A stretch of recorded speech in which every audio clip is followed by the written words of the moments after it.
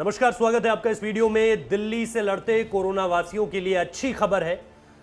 29% antibodies जो हैं वो दिल्ली में मिली है, यहाँ के लोगों के अंदर मिली है, जो कि कोरोना से लड़ने में सबसे ज्यादा अहम है। और एंटीबॉडीज का रोल क्या होता है, क्योंकि मैं खुद कोरोना सर्वाइवर हूँ। कोरोना आप जिस तरह से कहिए, कोरोना हुआ, उसके बाद कोरोना के बाद वापस आया और उसके बाद एंटीबॉडी प्लाज्मा के रूप में एंटीबॉडीज भी दी है।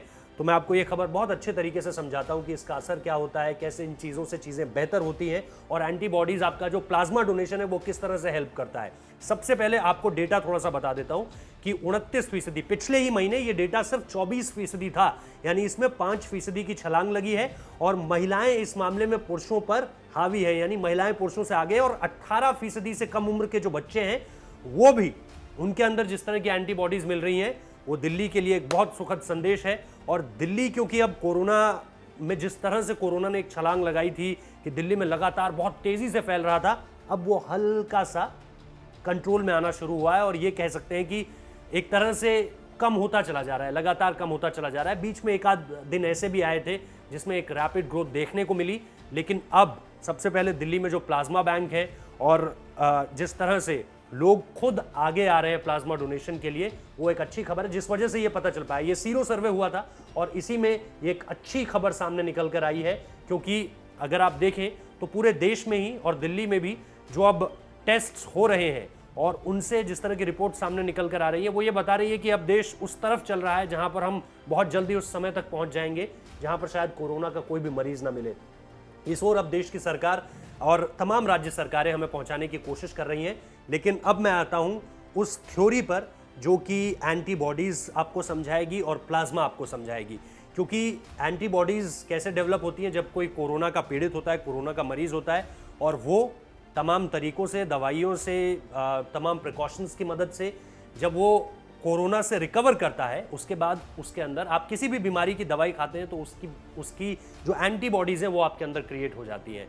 आपके प्लाज्मा में ये एंटीबॉडीज क्रिएट होती है। इसी वजह से प्लाज्मा डोनेशन आपने दिल्ली के मुख्यमंत्री अरविंद केजरीवाल से सुना होगा, गृह मंत्री अमित शाह से सुना होगा, प्रधानमंत्री नरेंद्र मोदी इस बात का जिक्र कर चुके हैं कि प्लाज्मा डोनेशन बहुत ज्यादा नीडेड है इस वक्त पे।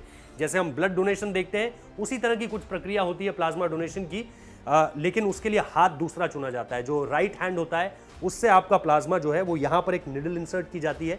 ये जो निडल होती है, ये जो ब्लड डोनेशन की निडल होती है उससे थोड़ा ज़्यादा बड़ी होती है और एक मशीन होती है जिससे इसे पूरा का पूरा नोट किया जाता है, ऑब्जर्वेशन में रखा जाता है। डॉक्टर्स की टीम आपके इर्द गिर्द होती है और आपके राइट हैंड से आपका प्लाज्मा निकाला जाता है। आपके प्लाज्मा का रंग जो होता है वो ये पीले रंग का होता है और फिर इसे उस मरीज तक पहुंचाया जाता है जो कि कोरोना से पीड़ित है।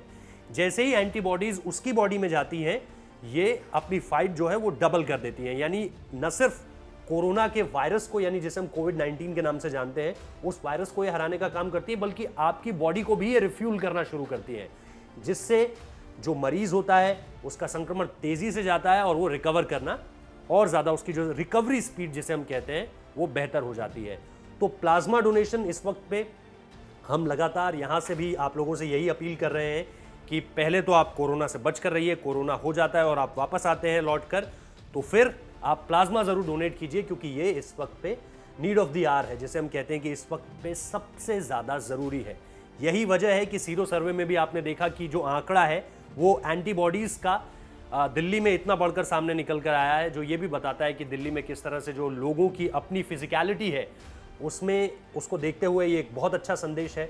देश भर में इस तरह की पहल लगातार की जा रही है कि आप एंटीबॉडीज को कैलकुलेट कीजिए। मुंबई में भी ये हो रहा है, क्योंकि महाराष्ट्र में आपको पता है अलग अलग इलाकों में, और खास तौर पे स्पेसिफिक चुनूं तो मुंबई में कोरोना जिस तरह से फैला, उसके बाद यहाँ पर एंटीबॉडीज को ढूंढने का काम बहुत तेजी से चल रहा है। अलग अलग सर्वे चल रहे हैं, सीरो सर्वे भी वहाँ पर हुआ था जिसमें मुंबई से अच्छी रिपोर्ट आई थी।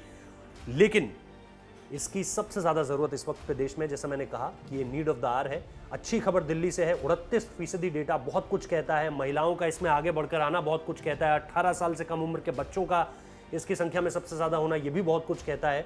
लेकिन इसकी अभी देश को और ज़्यादा ज़रूरत है, क्योंकि अभी भी जो आंकड़े हैं वो बहुत ज़्यादा हैं और वो डराने वाले हैं और उनसे वापस आना बहुत ज़्यादा ज़रूरी है।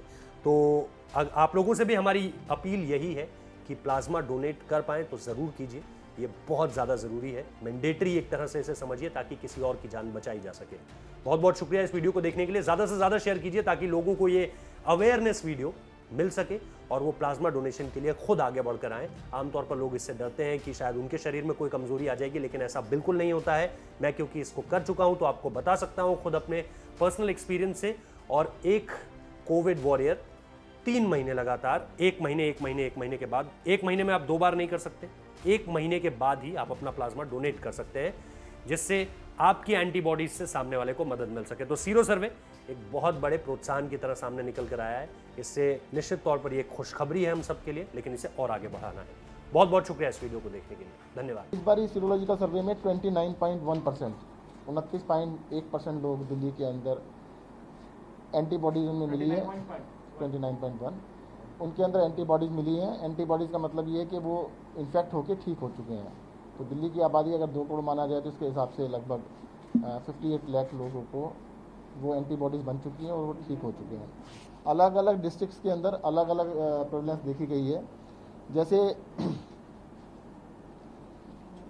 नॉर्थ ईस्ट है उसमें 29% है, साउथ में 27 है, साउथ ईस्ट में 33 है, न्यू दिल्ली में 24 है।